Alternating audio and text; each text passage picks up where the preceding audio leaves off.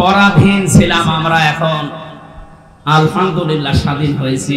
বাংলাদেশে এই 15 বছরে আপনি যা করেছেন মানবতার সাথে, আপনি শুধু হামজার একা মামলার আসামি না, কিয়ামতে আপনি 15 কোটি মানুষের এবং আল্লাহর মামলার আসামি। আল্লাহর মামলার আসামিদেরকে আমরা এই মুক্ত স্বাধীন দেশে আর দেখতে চাই? কোনো দরকার নেই। শয়তান যেমন আল্লাহর গজব প্রাপ্ত, এগুলো আল্লাহর গজব প্রাপ্ত। এগুলো মানুষ নাই, মানুষ নাম এগুলো জানোয়ার। শুধু নাম শুনি মনে করেন যে আয়না ঘর মানে চারিদিকে আয়না দেওয়া। এতে কত বড় ভয়ঙ্কর মানবতার সাথে আমরা মানবতা বিরোধী অপরাধের বিচার করলাম। এই ঘরের সাথে যারা জড়িত এ টু জেড প্রত্যেকটা মানবতা বিরোধী অপরাধের শামিল। এদের বিচার এখনই করা দরকার। আজকে একজন ওর সাথে জড়িত যে সর্বোচ্চ পর্যায়ে, তাদের ভেতরে একজন ধরা পড়ে চলবে। আমরা বিচার চাই, ওর কোনো বিচার নেই। 8-10 বছর, 12 বছর, 14 বছর একটা মাটির নিচের ঘরে, এদিকে 1.5 হাত, এদিকে 1.5 হাত। আপনি কি মনে করেন জিন্দা কবর ওইটা? এই কঠিন অবস্থায় যারা মানুষকে ফেলে রেখেছিল, আপনি যদি মেরে ফেলতেন, খবর দিয়ে দিতেন যে অমুক মারা গেছে, তারপরও তার স্ত্রীটা বিয়ে করতে পারতেন, তার ছেলে মেয়ে জানতো যে না মারা গেছে। আপনি ব্যারিস্টার আমান আজমি, কি বলে ব্রিগেডিয়ার জেনারেল ব্যারিস্টার আরমান, ওনার স্ত্রীর কাছে আপনি কি জবাব দেবেন বলেন তো? 8-10 বছর তার স্বামী থাকার পরেও না থাকার স্বামী, সে জানেই না যে বেঁচে আছে কি। আজকে একটা ছবি ফেসবুকে পাশাপাশি ওনারা বসে আছে, দেখলাম, আমার কান্না চলে এসেছে। মানুষ, এরপরও কিছু মানুষ জালেমদের পক্ষে এখনো পর্যন্ত সাফাই যাচ্ছে।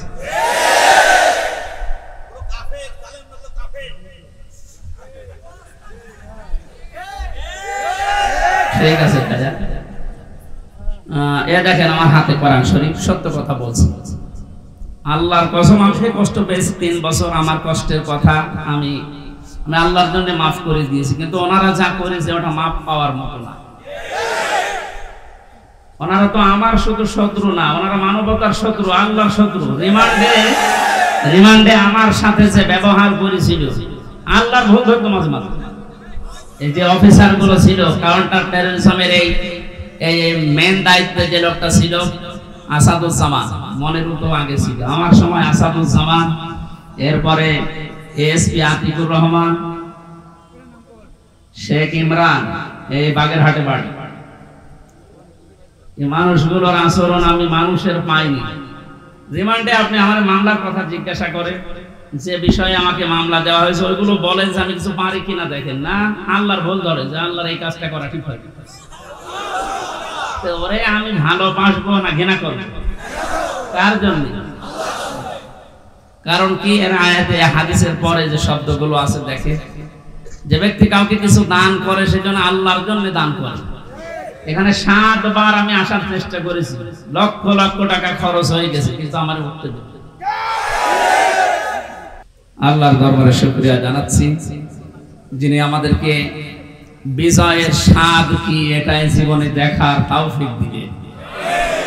পরাধীন থাকলে যে কি হয় আমি নিজে টের পেয়েছি, আপনারাও দেখেছি। সবচেয়ে বেশি পেয়েছিলাম ওই 10 দিন মাটির নিচে। ওরা সব চারিদিকে 8-10 জন বসা, আমি একা।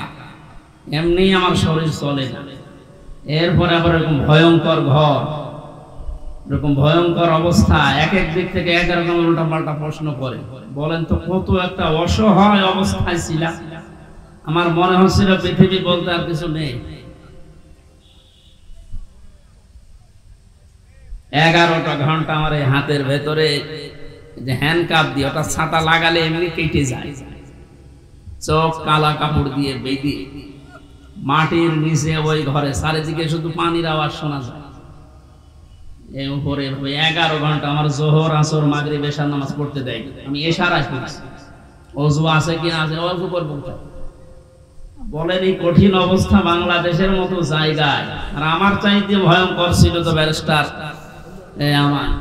আরমান, ব্রিগেডিয়ার ভাই আমান আজমি ভাই, এদের অবস্থা আরো কঠিন। আমি মাঝে মাঝে 7 মাস, 8 মাস, 9 মাসের কথা শুনতাম উপর থেকে, যাদের 7 তলায় 9 তলায় বোম রেখেছে। এই গম শব্দটা যদিও ছোট, এটা কত ভয়ঙ্কর জিনিস। আমি তো 7-8 মাস আমি জেলে আছি, জানতাম, বাইরের মানুষও জানতো, আমার পরিবার। ওদের 8-9 বছর জানেই না যে বেঁচে আছি। আমারও গমের মতো রেখেছিল, কারণ আমার কোনো যোগাযোগ ছিল না, বিচ্ছিন্ন। মার্ডার করে গেছে সে 2 দিন পরে 7 দিন পরে মোবাইলে কথা বলতে পারে বাড়িতে যে আমি আছি, আর আমার 8 মাস হয়ে গেছে, আমি জানি না যে বাইরে কেউ আছে কি। কারারক্ষীর কাছে একটু চিরকুট লিখে দিলে ওই যাবে আসবে, তারপরের দিন তার ডিউটি পড়বে, বাড়িতে যাবে, বাড়ি থেকে সংবাদ আসবে, সে আসতে আসতে মনে হবে সংবাদ বাসি হয়েছে।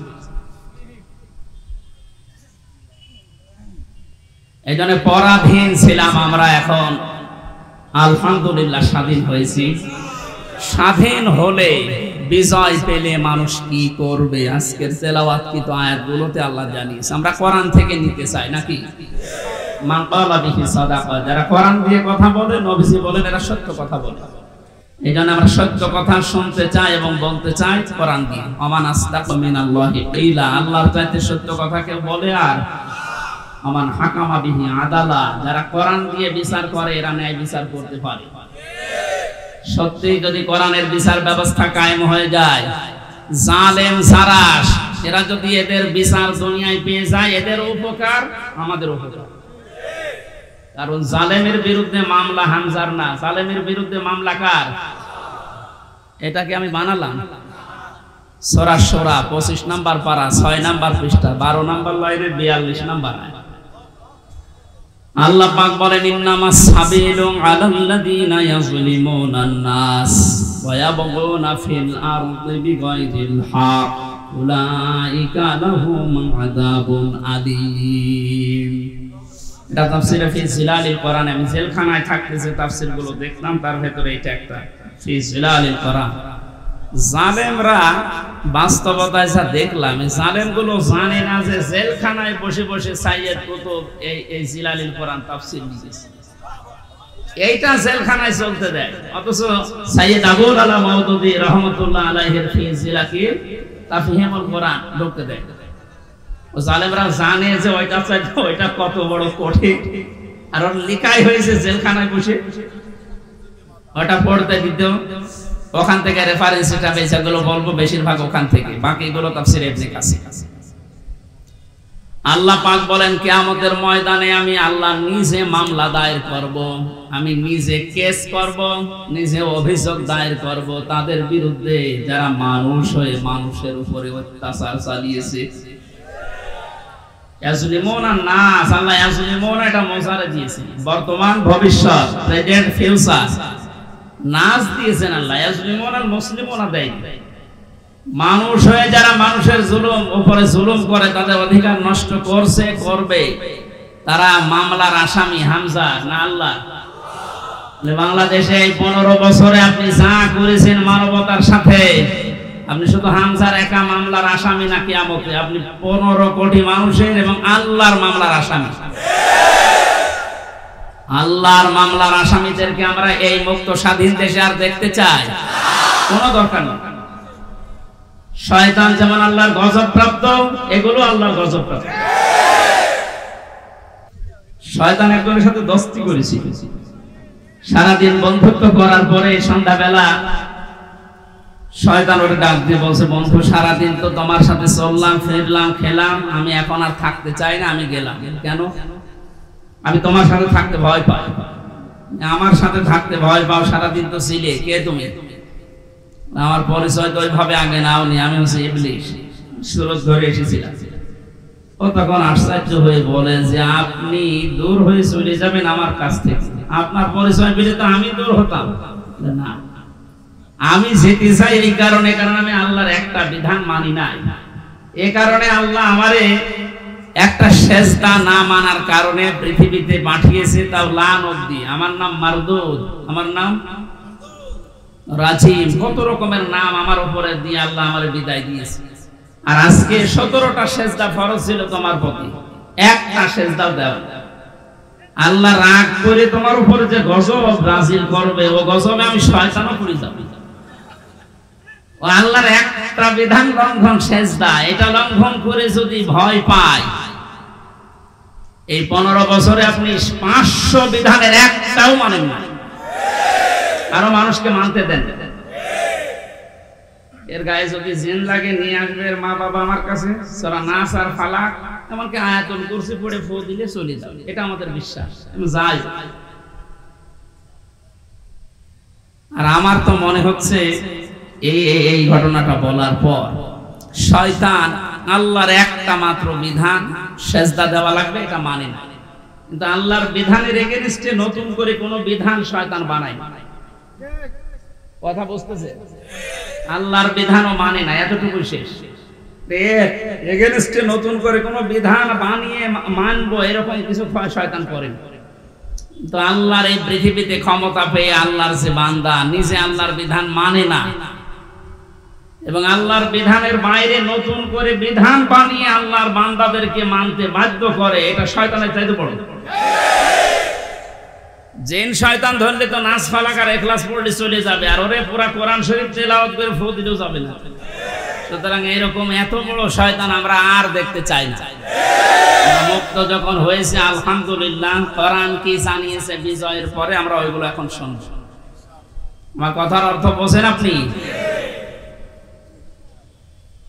সুতরাং যারা আল্লাহর মামলার আসামি, ছোটখাটো বিষয় এটা না, অনেক ভারী কথা। আপনি আল্লাহর মামলার আসামি হয়ে গেছেন, কিয়ামতে আপনি উকিল পাবেন কোথায়? দুনিয়ার দিকে তাকিয়ে টের পাচ্ছেন। 10 দিন আগে যার কথায় হাইকোর্ট, জজ কোর্ট, সুপ্রিম কোর্ট প্রত্যেকটা কোর্ট ওঠা বসা করতো, এখন তার পক্ষে একজন আইনজীবী দাঁড়াবে কেউ রাজি না। তার দলের লোক নেই। লক্ষ লক্ষ মানুষ এই পৃথিবীতে তার ভক্ত ছিল, সন্তান। মানে একটা বিচারপতি দাঁড়াবে, একটা উকিল দাঁড়াবে তার পক্ষ নিয়ে, কেউ রাজি নামে জালেমের পক্ষে। এখন ডিম খেতে খেতে মরছে, ডিম তার মুখ দিয়ে খেলিতে হয়, কত জায়গা দিয়ে ডিম খাচ্ছে। ওই জায়গাতে যখন আলেমদেরকে মাজায় দড়ি দিয়ে ছাগলের মতো তুলতেন, আমার মতো মানুষ, আপনি জানেন না হামজা কি, ও নিজেও বলতো রিমান্ডে, আপনি কিছু করেন না আমি জানি, কিছু জানেন তো আমার হাতে এই যে এটা বেঁধে দিলেন, এই তো যথেষ্ট, আমি কি পালিয়ে যাব? পায়ে দিয়েছে ডান্ডা বেড়ি, মাজায় দিয়েছে দড়ি, মনে হচ্ছে ছাগল টেনে নিয়ে যাচ্ছে। আর ওই কোর্ট চত্বরে মানুষগুলো, কিছু মানুষ কাঁদতো আর কিছু শয়তান আসে দেখে টিপ্পনি কাটে, যা হচ্ছে ঠিকই হচ্ছে, এবার ঠেলা টের পাও।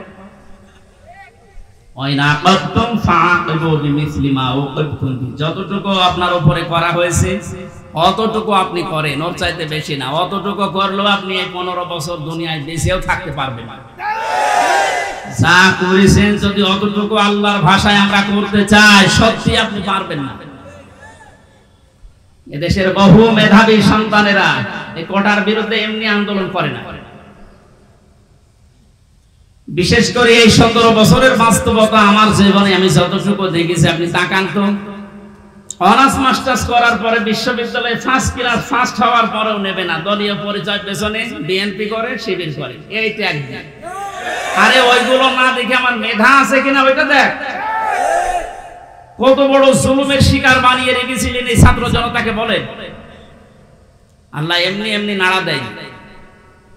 কোরআনের পাখি সেই 15-16 বছর আগে একবার বলেছিল যে একটু 12 কোটি জনতা নাড়া দেবে গাছের গোড়া ধরে, দিল্লি গিয়ে পড়বা মামা বাড়ি। ঠিক তাই,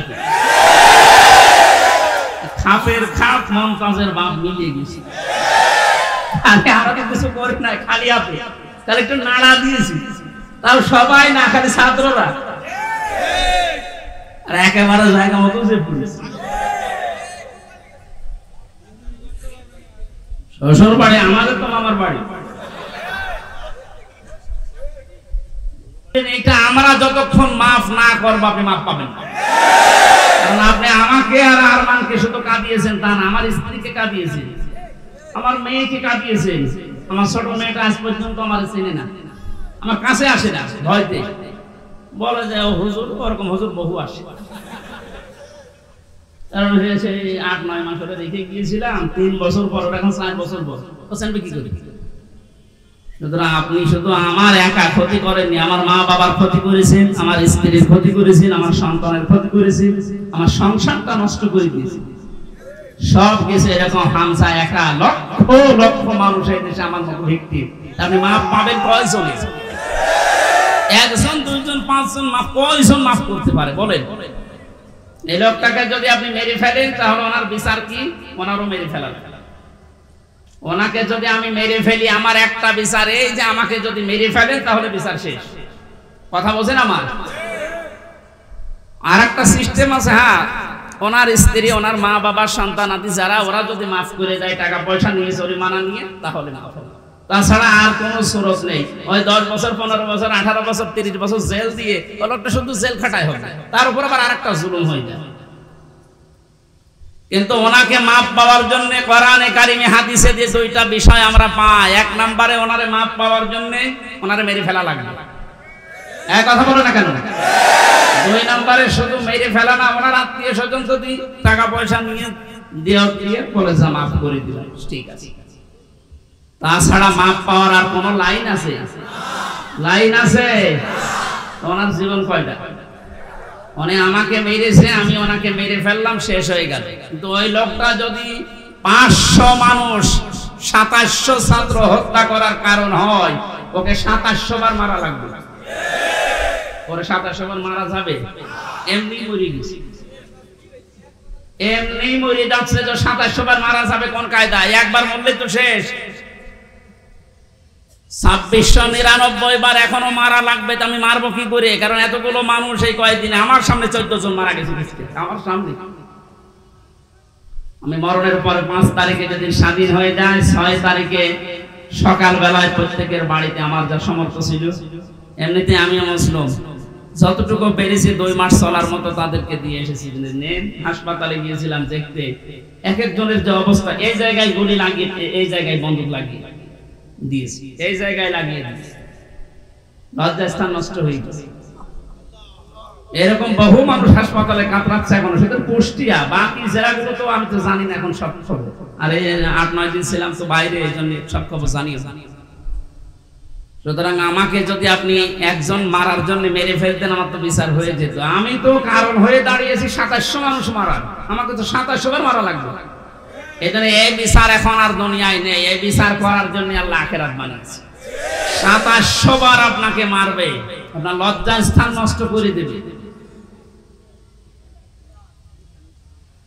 এই জন্য বলছি, জালেম যারা আছেন এখনো ফিরে এসে সে সমস্ত মানুষের উপরে জুলুম করেছিলেন, ওনাদের কাছে যান, ওনারা যদি কিছু করতে পারে। তাছাড়া আল্লাহ জানিয়েছেন যে আমি মাফ করব না, কারণ এটা আমার, আমি দায়িত্ব ছেড়ে দিয়েছি যাদের উপরে জুলুম করেছিল তাদের উপর। এখন তাদেরকে বলেন, ওনারা যদি মন থেকে কিছু করে, তাছাড়া আপনি দুনিয়াও ধ্বংস করেছেন, আপনার আখিরাতও ধ্বংস হয়ে যাবে। আল্লাহ তুমি আমাদেরকে জালেম হওয়া থেকে রক্ষা করো। এই শব্দটা শুনতে যদিও সহজ মনে হচ্ছে, জালেম, এটা কত বড় নিকৃষ্ট আল্লাহর কাছে। কারণ জালেমদেরকে আল্লাহ বারবার কোরআনে জানিয়েছেন, আল্লাহু লা ইয়াহদিল কওমাজ জালিমিন, জালেমদের আমি পথ দেখাই না, হেদায়েত দেই না। আমরা যদিও অনেকে বলে, হুজুর আমাদের কেন্দ্রীয় আমির বারবার দোয়া করে, তো দোয়া করে করব কি? জালেমদের তো হেদায়েত হবে না, জালেমদের কোনো হেদায়েত নেই। আর জালেমকে ক্ষমা করে দেওয়ার অর্থ হচ্ছে মাজলুমের উপর অবিচার করা। আপনি কোনদিন ব্যারিস্টার আজমির কে আরমান, ব্যারিস্টার আরমানের স্ত্রীর কাছে মাপ পাওয়ার কথা না, সে মানুষ ছিল আপনার মতো। এরপরও বলছে আপনারা চেষ্টা করেন, যদি মাপ পান, না পাইলে বুঝবেন আপনার দুনিয়া আখিরাত ধ্বংস হয়ে গেছে। আল্লাহ তুমি আমাদেরকে মাফ করো, বলেন আমিন। কোরআনের বিচার যতদিন পর্যন্ত কায়েম না হচ্ছে, বসে থাকার, থেমে থাকার আমাদের কোনো সুযোগ নেই। যে যেখান থেকে আসি আমরা চেষ্টা চালাবো, চর্ম চোখে এদেশে দেখতে চাই আল্লাহর কোরআন দিয়ে বাংলাদেশটা চলছে। কারণ আমরা তো দেখলাম যে বাবা চালালে কেমন লাগে, চাচা চালালে কেমন লাগে, স্বামী চালালে কেমন লাগে, বউ ভাবি সবাই চালিয়েছে, সবই দেখলাম যে কেমন লাগছে। একটা জিনিস এখন দেখতে বাকি আছে, যে কোরআন দিয়ে, আল্লাহর কোরআন দিয়ে রাষ্ট্র চালালে কেমন লাগে, এটা দেখতে বাকি আছে না?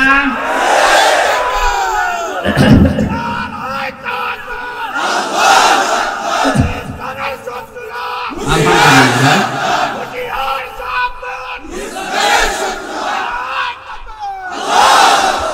এই এটা দেখতে যখন বাকি আছে, আমি মুসাফির মানুষ, মাজলুম মানুষ এবং অসুস্থ মানুষ, আর তিনটা দোয়াই কবুল হওয়ার কথা হাদিসে আছে। মাজলুমের দোয়া কবুল হয়, মুসাফিরের দোয়া কবুল হয়, অসুস্থ মানুষের দোয়া কবুল হয়। সবাইকে নিয়ে মাগরিবের আগে আমি দোয়া করব ইনশাআল্লাহ। সূরা নসরের তাফসীরটা করার পর আল্লাহ যেন চর্ম চোখে অন্তত এইটা দেখে যাওয়ার তৌফিক দেয় যে আমাদের এই দেশটা কোরআন দিয়ে চলছে। কি যে শান্তি পাবে প্রত্যেক ধর্মের মানুষেরা, আমি বলে বোঝাতে পারবো না, আপনি পাবেন ইনশাআল্লাহ। আমাদের আমান হাকামা বিহি আদালা, যেহেতু নবীজি জানিয়েছেন কোরআন দিয়ে বিচার ফায়সালা করলে ন্যায় বিচার পাওয়া যায়। ন্যায় বিচার কি শুধু নাম শুনে ন্যায় বিচার পেয়েছি 17 বছর আমরা। আমার এক ঠুনকো মূল্য চুরি মামলা দিয়েছিল। আমার মামলা খুব কঠিন না, মূল্য চুরি করলে যা হয় ওই রকম একটা। সেই মামলা আমার 30-32 বার হাইকোর্টে ওঠে, সিএম কোর্ট, জজ কোর্ট, হাইকোর্ট, তিনবার হিসাব করে দেখেন 30 থেকে 33 বার উঠেছে, না হবে না। আর এদিকে প্রতিদিন আপনি টিভির সামনে বসে বলি ছড়ান যে আমরা ন্যায় বিচার কায়েম করছি। এই ন্যায় বিচারের নমুনা যা করেছেন বিচার ব্যবস্থায়, যাদেরকে বসিয়েছেন প্রত্যেকটা অবিচার করেছে। আর আমার 164 যে ম্যাজিস্ট্রেট নিয়েছিল, ওই শয়তানকে আমি জেলখানে যাওয়ার 3 মাস পরে দেখি ও ভেতরে ঘুরে বেড়াচ্ছে। এখানে কেন? ও আমার বেকার এই সমস্ত বিষয়গুলো লিখে মানে একেবারে জালিয়াতি করে সই করে বলছে, হুজুর আপনি মাত্র কিছুক্ষণ পরে বেরিয়ে চলে যাবে। কারণ আমি 164 বুঝতাম, ওইসব লাইনের লোক আমরা। এই সিটারে বাঁটমারি, এই 2 নাম্বারই করে বস খালি সই করে দেন, নিচে আপনার ছোট ছোট মেয়েরা কাটতেছে, আমি জানি আপনি চলে যাবে। ওর উপর বিশ্বাস করে আমি সই করে নিচে আসলাম, দেখা সাক্ষাৎ করে আমার ছেলে পাঠিয়ে দিলে, আনন্দে আছে যে কয়েকদিন মাত্র বের হয়ে যাবে। ও আল্লাহ সত্য, এটা 164 আমি যা বলতে চাইছি ওই শয়তান সব লিখে খালি আমার সইটা বসিয়ে পরে জেলখানায় দেখে কাশেমপুরে বললাম, কি আপনি এখানে, আপনি কাজটা ঠিক করলেন? জেনে শুনে আমার জীবনটা এভাবে নষ্ট করতেন? বলছে আমার উপর থেকে যা বলেছে আল্লাহর ওলিরা আমি তাই বলেছি, আমার কিছু করার নেই। তা আপনি এখানে কি? বলছে আমার বউ মামলা দিয়েছে। তোর বউ? আমিও মামলা দেবো তোর নামে। এই জন্য আল্লাহ ছাড় দিয়েছিল কিন্তু ছেড়ে যায়নি। ইন্না বাদশা রাব্বিকা লাশাদীদ, আল্লাহর ধরা বড় শক্ত ধরা, যেটা আমরা আইন মন্ত্রী আরে দরবেশ বাবারে দেখে দিয়েছিলাম। কি দাপট গো! আমি মাঝে মাঝে আইন মন্ত্রীর আদালতে দেখতাম, আরে দরবেশ বাবা দেখতাম বসে আছে। আমারে যখন নিয়ে যেত ওই উপরে দেখা যেত যে বসে আছে দরবেশ যে এই কাম করতে পারে আমার তো কোনোদিন বিশ্বাস হয়নি। দাড়ি কেটে নম হয়ে গেছে, শয়তান পর্যন্ত এখন ঘৃণা করেছে যে আমি এত খারাপ না। বেকার দ্বারা আপনাদের এই দাড়ি রাখাই সুন্নতকে নিয়ে হেয়ালিপনা করা, এই আর কি ঠাট্টা বিদ্রুপ করা। আমি সুন্নত পর্যন্ত কেটে বাদ দিয়ে দিলেন, কিয়ামতে আল্লাহর নবী আপনাকে বাদ দিয়ে চলে যাবে। আল্লাহ তুমি আবার বলছে মানুষগুলো যদি, আমি আবার বলছি ভুল আর অন্যায় করা এটা কিন্তু এক না। ভুল মানুষ করতে পারে, কিন্তু জেনে শুনে অন্যায় করে ভুল বলে চালিয়ে দেবেন, যেটা এখন চালানো হচ্ছে। অন্যায় যারা করেছেন, অন্যায় করলে মাস্ট বি তাকে শাস্তি পাওয়াই লাগবে। আমরা কিছু না করে যদি শাস্তি পেতে পারি 3 বছর, আপনি করে তো আপনার 99 বছর শাস্তি হওয়া দরকার। প্রথম ছেড়ে যাওয়ার পরে যার সাথে দেখা, একেবারে গেট দিয়ে ঢুকে আল্লাহ সেই কি শাহজাহান জল্লাদ, এর সাথে প্রথমে হাত মিলিয়েছে। আমার বলছে, হুজুর আপনারে আমি চিনি। চেনেন মানে? ওই যে টেলিভিশন আছে ভেতরে, মেমোরি কার্ডে ওয়াজ ভরে নিয়ে আসলে শুধু আপনার আর আজহারি সাইদি সাহেব এদের ওয়াজ দেয়, আপনার আমি চিনি। আপনার নাম কি? শাহজাহান জল্লাদ ভুইয়া। ভুইয়া কেন?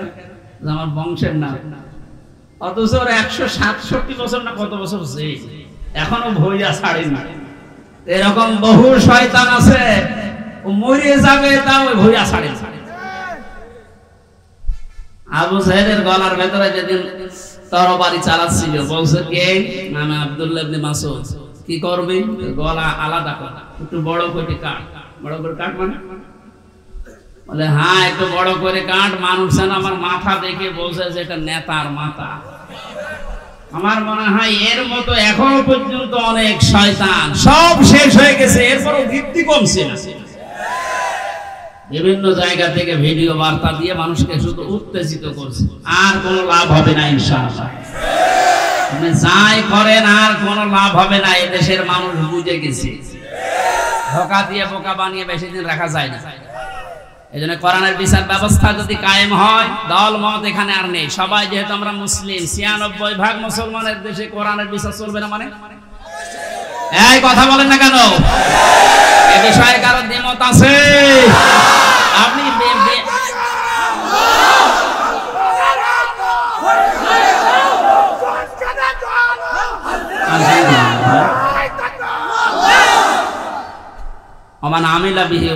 যারা কোরআন দিয়ে আমল করবে, কিয়ামতে আল্লাহ নিজে তাদেরকে পুরস্কার দান করবে। আল্লাহ রাব্বুল আলামিন কোরআনের আমল করার মাধ্যমে পুরস্কার যেন আমাদেরকে দান করে। দুঃখজনক হলো সত্য, 500 আমল আছে কোরআনে। কয়টা? এই দেশে এখন একটাও নেই। সামনে আস্তে আস্তে আমরা 500টা আমলই চালু করব কোরআন দিয়ে ইনশাআল্লাহ। আমান দাআ ইলাইহি হাদা। নবীজি বলেন, তুমি যদি হেদায়েতের উপরে থাকতে চাও, বড় সোম্বা গায়ে দিলে, পাগড়ি মাথায় দিলে, আর রুহুল আমিন ভাইয়ের মতো এরকম মোটা হলে হেদায়েতের উপরে থাকা যাবে? হেদায়েতের উপরে থাকতে হলে কোরআন দিয়ে ডাকা লাগে।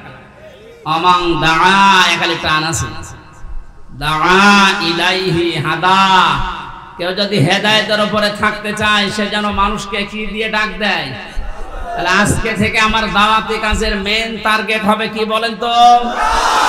নবীজিকে পর্যন্ত আল্লাহ আদেশ দিয়েছেন, ইয়া আইয়ুহার রাসূল বাল্লিগ মা উনজিলা ইলাইকা মির রাব্বিক।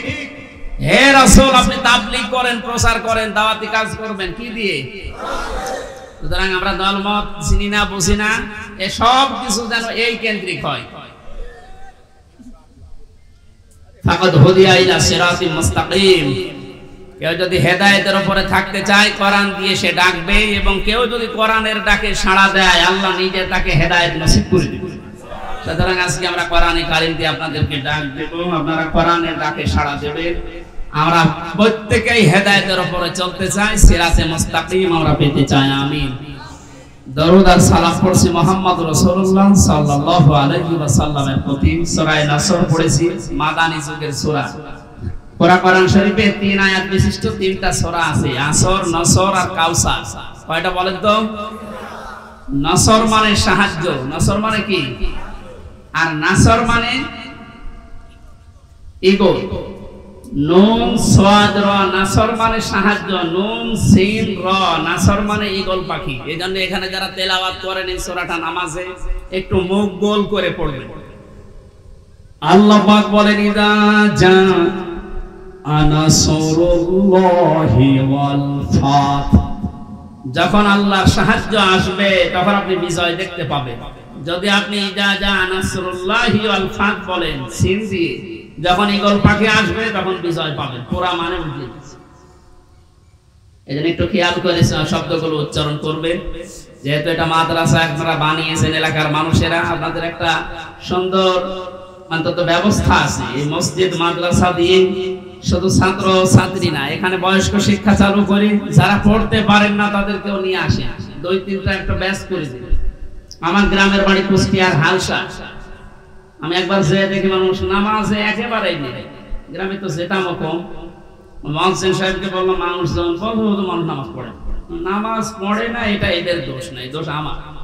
কারণ নামাজ যে কি এটা এরা জানে না, আর নামাজের ভেতরে যে আসলে কি পাওয়া যায় এটা তো এরা বোঝে না। দেখেন আমি ওই ব্যবস্থাটা করে দেই, তখন আর এই 2-5 না, কমপক্ষে এই মসজিদে যে 500 মানুষ, ধরে 400 মানুষ চলে আসবে। 2জন উস্তাদ রেখেছিলাম, নিজের টাকা যা আসতো সব দিয়ে বললাম যে আপনারা পড়ে। মাগরিবের পর থেকে বাবার বয়সী লোক যারা কাজ কাম নেই, সারাদিন মাঠে ঘাটে খাটে, বললাম পড়ে, কিচ্ছু দেওয়া লাগবে না, সব খরচ আমার, আপনার শুধু কোরআনটা শেখে। ওলা 2-3 মাস যাবার পরে দেখি মসজিদের চেহারা পাল্টিয়ে গেছে। কিন্তু মাঝখান থেকে আমার জীবনে একটা কালো মেঘ নেমে আসলো, ওই গেলাম, ধরে নিয়ে গেল। 3 বছরে যে বন্ধ হয়ে আছে, এখনো চালু করতে পারি নাই, আবার সামনে করবো ইনশাআল্লাহ। আমি দেখেছিলাম মাত্র 2-2.5 মাসের ব্যবধানে কত মানুষ এই যে নামাজে, তখন তাদেরকে পিটিয়েও আপনি দূর করতে পারবেন না। সুতরাং এখানে মাদ্রাসা মসজিদ বানিয়েছেন বয়স্কদের জন্য, মাগরিব থেকে এশা, এশা থেকে আরো রাত 9টা-10টা পর্যন্ত কোরআন কেন্দ্রিক আসেন সবাই, দলমত নির্বিশেষে। তখন আপনাকে কোরআনে কারিম মিশাই হেদায়েত দিয়ে পথ দেখিয়ে দেবে। এজন্য তেলাওয়াত শুদ্ধ করা দরকার। এখানে বহু মানুষকে আমি দেখি, একটু বলেন তো ভাই, 7টা আয়াত পড়ে সূরা ফাতিহার 7টায় ভুল পড়ে, অথচ 10 বছর নামাজ পড়ছে না। এটা তেলাওয়াত শুদ্ধ করা দরকার। আল্লাহ পাক জানিয়েছেন, ইদা জাআ নাসরুল্লাহি ওয়াল ফাত, যখন আসবে আল্লাহর সাহায্য তখন আপনি বিজয় দেখতে পাবেন। এতদিন পর্যন্ত আমরা আল্লাহর সাহায্য কি এটা পাইনি, এজন্য বিজয়ও পাইনি। বদরের ময়দানে বিশ্বনবী মাত্র 80 জন মানুষ নিয়ে গিয়েছিলেন, না 313 জন, আর ওদের ছিল 1000 এর উপরে। আল্লাহর পক্ষ থেকে আল্লাহ সাহায্য পাঠিয়েছিলেন, এই জন্য মহান আল্লাহ ওই সময় তাদেরকে বিজয় কি দেখিয়েছিলেন। আবু জেহেলের মতো এত বড় লিডারকে আল্লাহ ওই দিন দুনিয়া থেকে লাঞ্ছিত অবস্থায় বিদায় দিয়েছেন। যোগে যোগে শুধু বদরের ময়দান না, কিয়ামত পর্যন্ত এরকম বদরের ময়দান কায়েম হতে থাকবে। বড় বড় কাফের যারা, বড় বড় মুশরিক যারা, আল্লাহদ্রোহী যারা, তাদেরকে আল্লাহ বিদায় করবেন যদি আল্লাহর সাহায্য এসে থাকে। আমাদের দেশেও কম ছিল না, বহু মানুষকে আমরা দেখেছিলাম অহংকারে পা মাটিতে পড়তো না। আল্লাহ রাব্বুল আলামিন এই মানুষগুলোকে বিদায় করে দিয়ে তার সাহায্য পাঠিয়ে এটা বিজয় আমাদেরকে যে দেখালেন, বিজয় পাওয়ার পরে যে দৃশ্যটা, এটা এখন আবাহমান জারি আছে, যেটা আমার চোখে দেখতে পাচ্ছি আয়াত অনুযায়ী। দেখেন তো মেলে কিনা। ওয়ারাআইতান নাসা ইয়াদখুলুনা ফি দীনিল্লাহি আফওয়াজা। আপনি যখন বিজয় পাবেন, সাহায্য পাওয়ার পরে, তখন দেখবেন দলে দলে, পালে পালে মানুষ ইসলামে প্রবেশ করছে। বাংলাদেশের এই 64 জেলার দিকে তাকালে, শুধু ইন্টারনেটের দিকে একটু চোখ বোলান, দেখেনি আয়াতটা এখন কার্যকর হওয়া অলরেডি শুরু হয়ে গেছে। ইসলামপন্থী মানুষ, বিশেষ করে যারা একামতে দিনের দায়িত্ব পালন করে, যারা মন থেকে কাজ করে, তাদের যে অ্যাক্টিভিটিস গুলো, তাদের যে কাজকর্মগুলো, তাদের যে ইখলাস আমরা দেখতে পাচ্ছি। দাওয়াতও দেওয়া লাগছে না, তাদের ইখলাস দেখে, শুধু কাজ দেখে এখন মানুষ ইসলামে প্রবেশ করে অলরেডি ফেলছে। আমার তো মনে হচ্ছে এই আয়াতটা আল্লাহ আমাদেরকে অলরেডি দেখাবে। সূরা কাসাস থেকে একটা আয়াত কালকে আমি পড়ছিলাম, وَنُرِيدُ أَن نَّمُنَّ عَلَى الَّذِينَ اسْتُضْعِفُوا فِي الْأَرْضِ وَنَجْعَلَهُمْ أَئِمَّةً وَنَجْعَلَهُمُ الْوَارِثِينَ। ওই কিচ্ছা কাহিনী না, একেবারে বাস্তব যেটা ঘটবে বা ঘটতেছে ওইটা আপনি কোরআন থেকে শুনেন। আল্লাহ পাক বলেন, ওই জামানায় হযরত মুসা আলাইহিস সালামের যে দলটা ছিল, তিনি যে দলের লিডার ছিলেন, ফেরাউন বহু দলে বিভক্ত করে মানুষদেরকে দুর্বল করে রেখেছিল। শুধু একটা দলকে সে টার্গেট বেশি নিয়েছিল, সেটা মুসা নবীর দল। আমার আল্লাহ নিজের পক্ষ থেকে জানালেন, আমি আল্লাহ কিন্তু ইচ্ছা আলাদা করেছিলাম। আমার আল্লাহর ইচ্ছা ছিল এইটা, যে দুনিয়ার ময়দানে আমি মুসা নবীকে এই জামানায় এই জাতির নেতৃত্বে বসাবো এবং জমিনের ওয়ারিস, উত্তরাধিকারী তাদেরকে বানিয়ে দেব। আমি তাই করেছিলাম। এটা এখন বাস্তব আমার মনে হচ্ছে, আমার চোখে ভাসতেছে। আল্লাহ, তুমি সূরা কাসাসের 5 নম্বর আয়াতটা আমাদেরকে দেখাও। স্বৈরাচার নব্য ফেরাউন এই পৃথিবীতে বহু দল ছিল এদেশে, সব দলকে টার্গেট না করে শুধুমাত্র কোরআনে কারীম এই পৃথিবীতে যেন বিদায় নেয়, কোরআনের লোকগুলো যেন এই দুনিয়াতে আসতে না পারে, এই কাজ করার জন্য যারা চেষ্টা চালিয়েছিল, আল্লাহ তাদেরকেই যেন জাতির ইমাম আজ দিনের পর দিন বানিয়ে দিচ্ছে। তাদেরকে ওয়ারিস বানাচ্ছে, জমিনের উত্তরাধিকারী বানিয়ে দিচ্ছে। আমরা আবার দোয়া করছি, আল্লাহ তুমি আয়াতটা আমাদেরকে সর্বচোখে দেখাও। অনুরিদু আন্না মুন্না আলাল্লাযীনা ইসতুযইফু ফিল আরদ ইলা আখিরি আয়াত। আল্লাহর এই দিনকে আমরা জমিনে জিন্দা রাখার জন্য চেষ্টা চালিয়ে যাব, কারণ খাদেমের যে কাজ, কামলার যে কাজ, আমরা সেই দায়িত্ব নিয়েছি। আমরা যেন চর্মচোখে অন্তত এটা দেখতে পাই যে আল্লাহর দিন এই জমিনে কায়েম হয়ে গেছে। যেহেতু সেই পর্যায়ে আস্তে আস্তে আসতেছে, এখন আনন্দ বিজয় কিভাবে উল্লাস করবেন, উদযাপন করবেন, আল্লাহ কোরআনে কারিমে সূরা নাসরে জানিয়েছেন, ফাসাব্বিহ বিহামদি রাব্বিকা ওয়াস্তাগফির। আল্লাহর সাহায্য এবং বিজয় যখন আসবে তখন আপনি ইস্তেগফার করেন আর হামদ প্রকাশ করেন, তাসবিহ করেন। এখানে তাসবিহ কি? এক একটা সৃষ্টি জগতের তাসবিহ হামদ এক এক রকম। গাছের হামদ হচ্ছে সকালে আর বিকালে ছায়াটা লম্বা করে দিয়ে সেজদা দেওয়া, এটা তার হামদ, তার প্রশংসা। সৃষ্টি জগৎ যে যেখানে আছে ওইভাবে প্রশংসা আদায় করে। আমাদের প্রশংসা আদায় করার মাধ্যম কি? আমাদের যদি হামদ প্রকাশ করা লাগে একেবারে টোটি পর্যন্ত খেয়ে আলহামদুলিল্লাহ বললাম হয়ে গেল, না, এটা না। আপনি এটা খাবারের পরে যে শক্তি অর্জন করলেন, আপনার মেধা, আপনার যোগ্যতা, যা যা পেলেন, এইটা আল্লাহর দ্বীন এই পৃথিবীতে জারি করার জন্য, প্রচার করার জন্য, কায়েম করার জন্য আপনি ব্যয় করবেন, এটা হচ্ছে হামদ। আল্লাহ এই হামদ করার তৌফিক এখন আমাদেরকে দেন। আস্তাগফির, ইস্তেগফার করা, পূর্বের যে সমস্ত অপরাধগুলো করেছি সামনে আর করব না, সচেতন হয়ে যাব, এই হিসাব নিকাশ করে আমরা ইস্তেগফার করব আল্লাহর কাছে। এই এদিকে তাকান, ইস্তেগফার আর তাওবা এই দুইটা জিনিস কিন্তু এক না। আপনি সব সময় ইস্তেগফার করতে পারেন, আস্তাগফিরুল্লাহ আস্তাগফিরুল্লাহ আস্তাগফিরুল্লাহ পড়তেই পারেন সব সময়। সবচাইতে আল্লাহ বেশি খুশি এই শব্দটা শুনলে, যে আস্তাগফিরুল্লাহ, হে আল্লাহ আমি ক্ষমা চাই। আর তাওবা জিনিসটা আলাদা।